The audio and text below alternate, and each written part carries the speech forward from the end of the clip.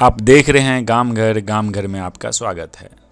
पिछले दिनों आंदोलन किया, तीखा आंदोलन किया और केंद्र की बहरी गूंगी सरकार ने कहा था कि ये कानून जो है वो किसान के हित में है, जबकि वह कानून जो काला कानून था, केंद्रीय कृषि कानून 3, जिससे हमारे देश के किसान गुलाम हो सकते थे, उनकी हालत और बदतर हो सकती थी। और लगभग 750 किसानों की हत्या के बाद, हम हत्या इसलिए कहते हैं कि निकम्मी और बहरी सरकार ने के और दुर्दशा के कारण 750 किसानों की शहादत हुई। और उसके बाद मोदी सरकार ने कहा कि हम दुखी मन से कि वास्तव में ये कानून में कुछ काला है, और उस कानून को वापस किया, जिसमें हमारे नेताओं ने कहा था कि स्वामीनाथन आयोग की जो सिफारिश है, देश में लगभग 2,60,000 किसानों ने पिछले दिनों जो आत्महत्या किया मोदी सरकार के 9 सालों के दरमियान, इसने कहा था कि हम MSP को लागू करेंगे, न्यूनतम समर्थन मूल्य जो किसान की उपज का है उसने लागू नहीं किया। उल्टे जो हिंदुस्तान के मजदूरों ने लड़कर हिंदुस्तान की हुकूमत से कुछ कानून बनवाया था अपने हित के लिए, 8 घंटा काम 8 घंटा आराम 8 घंटा मनोरंजन, इसने उल्टे उस कानून को भी समाप्त कर दिया। छात्रों के खिलाफ, ये नौजवानों के खिलाफ इसने कहा था कि हम 2 करोड़ लोगों को रोजगार देंगे, और तमाम जो सरकारी उपकरण है, जो सरकारी कल कारखाने हैं, आज कौड़ी के दाम में पूंजीपतियों के हाथ यह बेच रहा है। इसने कहा था काला धन लाएंगे। इनके बगल में रहने वाला विजय माल्या 9,000 करोड़ रुपया लेके भाग जाता है, मेहुल चोकसी भाग जाता है, ये नीरव मोदी भाग जाता है, और इनके रीजन में वो काला धन का विस्तार हुआ है, GDP का रेट घटा है, लोगों की जो दैनिक स्थिति है, आर्थिक स्थिति है, देश बुरा दौर से गुजर रहा है। उसी के खिलाफ हिंदुस्तान के तमाम मजदूर संगठन और किसान संगठन ने मिलकर इस आंदोलन को किया। आज पूरे भारत का चक्का जाम है।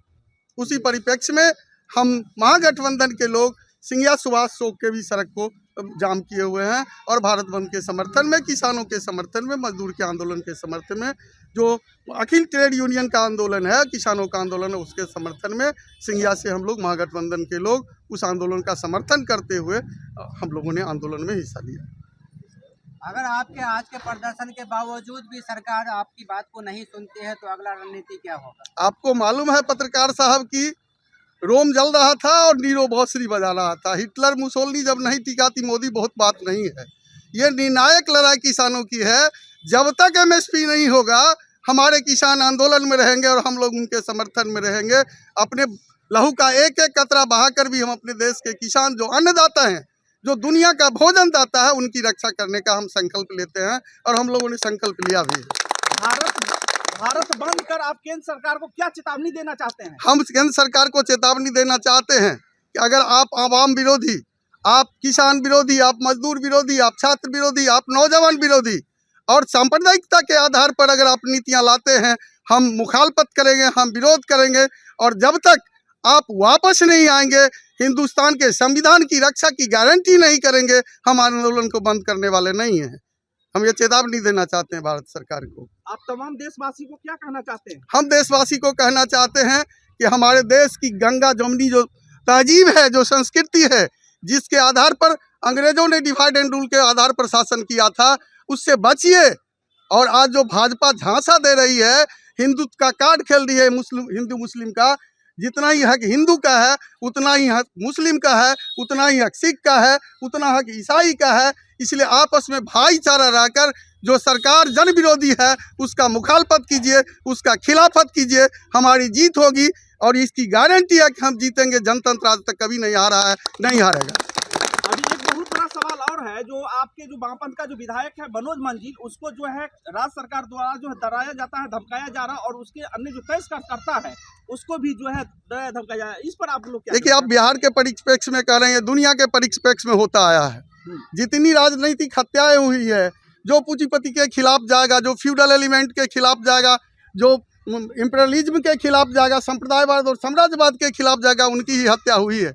हमारे जिले के अंदर हमने खास करके CPIM के मातहत 28 बेहतरीन साथियों को खोया है, जिसको जमींदारों ने गोलियां मारी। लेकिन और बहुत पूर्णिया के अंदर अजीत सरकार हमारे विधायक थे, जिनकी हत्या हो गई, और चंद्रशेखर की हत्या हो गई सिवान के अंदर। तो हम उससे डरने वाले लोग नहीं हैं। हम जितना भी जहाँ कहीं भी जुल्म होता है दुनिया के अंदर, गरीबों पर जो हथियार उठता है, छड़ी उठती है, हम उसका मुखालफत करते हैं, करते रहे हैं और करते रहेंगे। इसके लिए हम लोगों को डर नहीं। आपका परिचय? मेरा संजीव कुमार शंभू, अंचल मंत्री CPIM। धन्यवाद।